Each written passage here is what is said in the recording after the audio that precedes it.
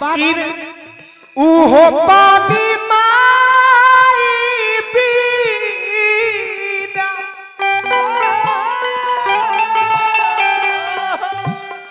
आरे खाड़ होला गेला। फिर दीना गो भैया दादी माता के आत्मा के शांति खातिर 500 रुपया पुरस्कार। बार बार प्रणाम। जे भी पोता लोग बानी पर पोता लोग बानी सब कोई है गीत में शामिल होकर रिक्वेस्ट हम तने करो। बाकी उहो पानी माई बिना घर लागेला एगो माई बिना घरवा अब अंधार लागेला।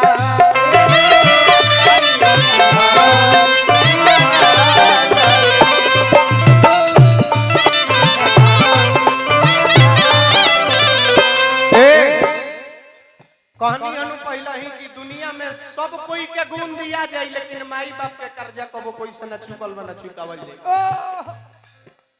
ए पर कवि बड़ा सुंदर गाना लिखल है। गावे वाला गवैया राधे श्याम रसिया जनवरी कोनो स्टार के पता ना रहे। एकलौता पीस बज रहा था राधे श्याम रसिया गुड्डू रंगीला वो बेरी अपना जनरेशन में वो गाना गौले रहले कि तोहरा दूधवा के लिखना दियाई रे भाई तोहरा दूधवा के लिखना दियाई रे भाई कि तोहरा ममता में सागर ना समाई रे भाई तोहरा ममता में सागर ना कि तोहरा दियाई रे भाई तोहरा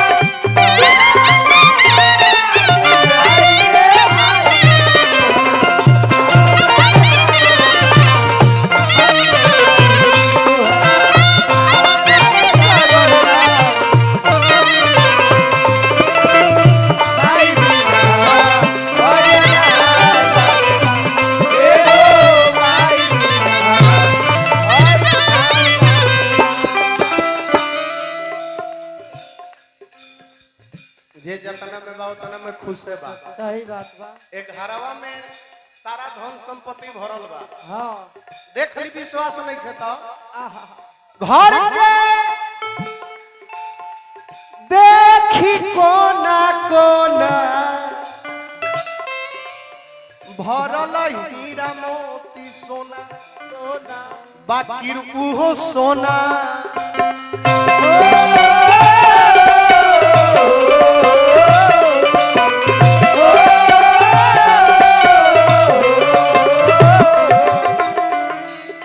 बाकी रूहो सोना माई बीना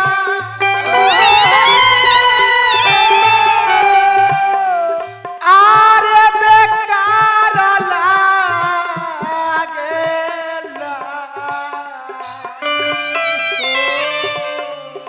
एगो चाची भी न घरवा अब अंधार लागेला।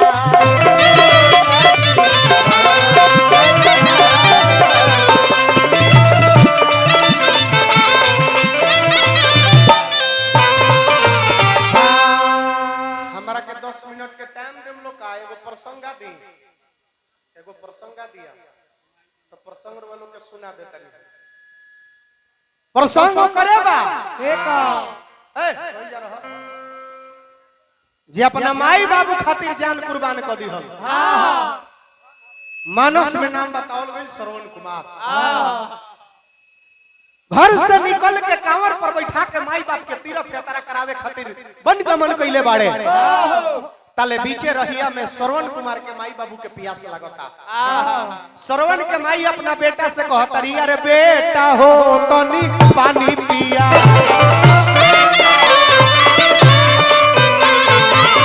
बेटा हो तनी पानी पिया पानी पिया दो पानी हियरा जुड़ा दो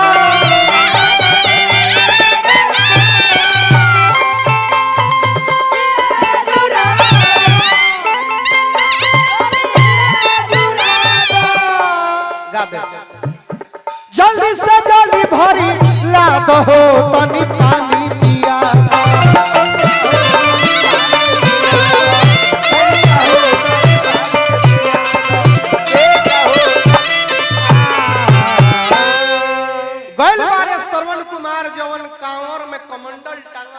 कमंडल निकाल के माई बाबू के पानी पियावे खातिर जंगल में पानी के तलाश करे निकलल बाड़े। पहुंचल बाड़े कहवा? एगो सरोवर के पास में। जौना सरोवर में पानी दिखत रहे तो वो सरोवर पर दूगो घाट बनाव रहे, एगो पशु पक्षी के पानी पिए खातिर, एगो मनुष्य के पानी पिए खातिर। श्रवण कुमार अनजान व्यक्ति रहले, उनका जानकारी ना रहे कि कौन मनुष्य के घाट पर पानी पिए वाला, कौन पशु पक्षी के घाट पर पानी पिए वाला। तो श्रवण कुमार मनुष्य अलग घाट पर ना जाकर के पशु पक्षी अलग घाट पर चल गइल बाड़े। आ जैसे कमंडल डुबावत तारे पानी भरे खातिर, ताले राजा दशरथ जी महाराज वही जंगल में शिकार खेलत रहले। जब शिकार खेलत रहले श्रवण कुमार अपन कमंडल डुबौले बाड़े।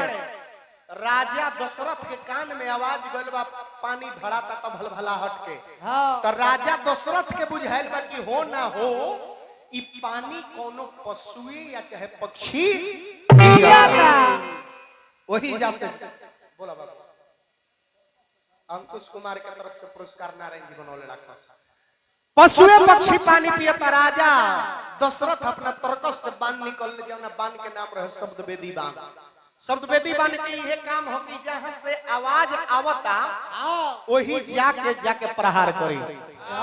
तर्कस से बाण निकाल के धनुष पर बोझ के शब्द वेदी बाण मारता रहियो।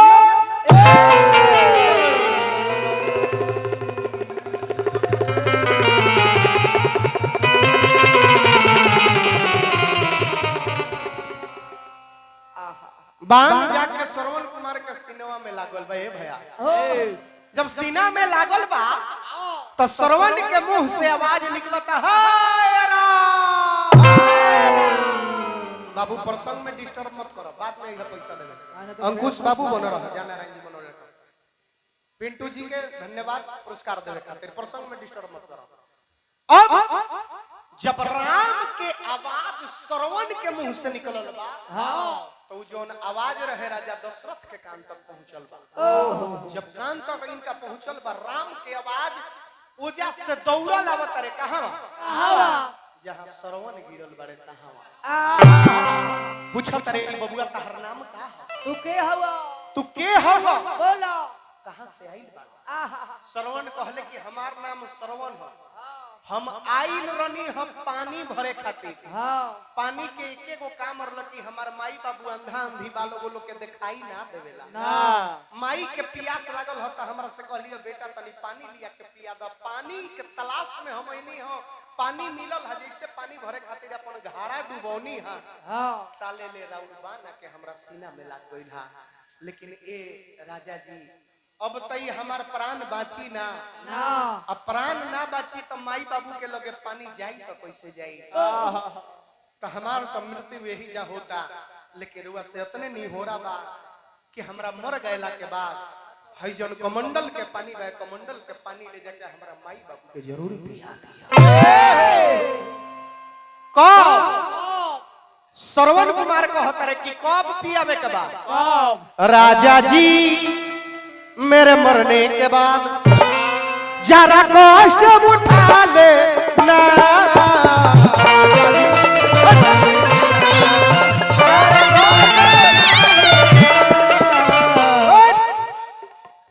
पहले नहीं, राजा जी मेरे मरने के बाद,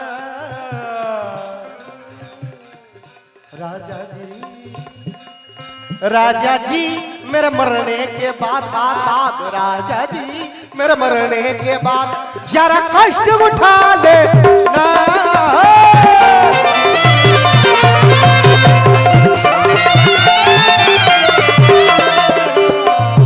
अरे माँ तू पिता मेरे अंधा अंधी,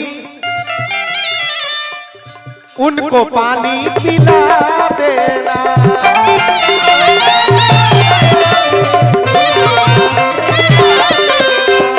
पहले नहीं, पानी पिलाने के बाद ए राजा,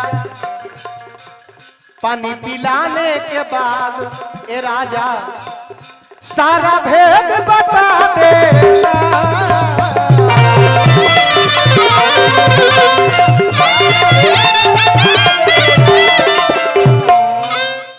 दादा तना कह के तो श्रवण के तो प्राण निकल गल शरीर से। अब राजा दशरथ के डर के मारे शरीर थर थर कांपता। आखिर करी तो का करी, कमंडल के पनिया उठवले आ लेके चल गले श्रवण के माई के पियावे खातिर। जब पहुंचा तारे श्रवण के माई वही जा बाड़ी आ राजा यही जा बारे, पैर कांपता।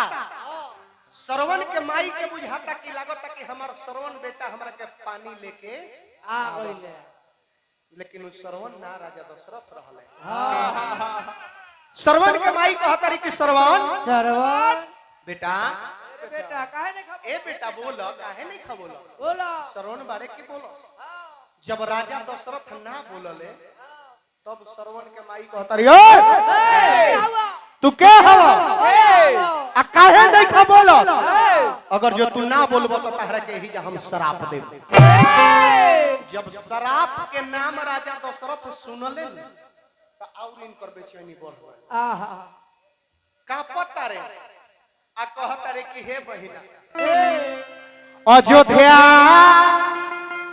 नगरिया हमारा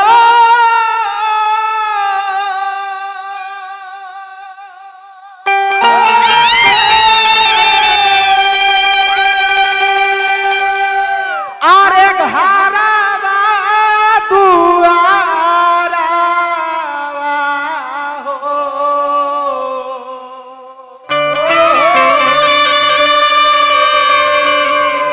आ दशरथ जी बाटे हमरो नाम है। श्रवण के माई कहता रही कि दशरथ हमार बेटा श्रवण कहाँ बाड़े। रोवत तारे राजा दशरथ उनका हाथ से तो हत्या लागल बा। कहता रे कि खेलते शिकारावा ए बहिना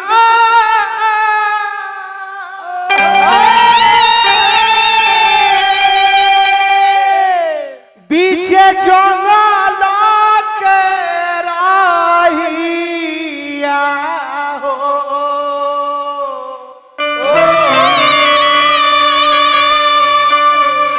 तहरा बबुआ के ले रे लिहनी अरे जान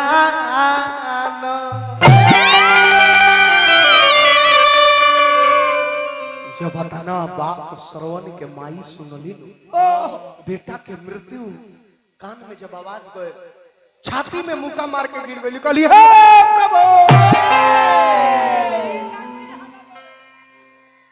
ए बुढ़ारी के अंधा अंधी के जी के सहारा एगो बेटा रहे हो से ना देखल गई उहो तू छीन ली हलो। छाती में मुक्का मार के गिरत तारी लटपटा तारी छटपटा तारी। जब इद्रिस कवि देखले तो कलम से लिखले का लिखले छातिया में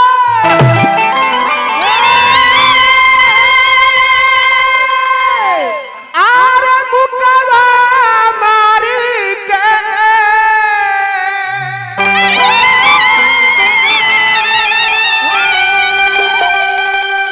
आरे गिर गईली मतरिया विधानाई का कइलो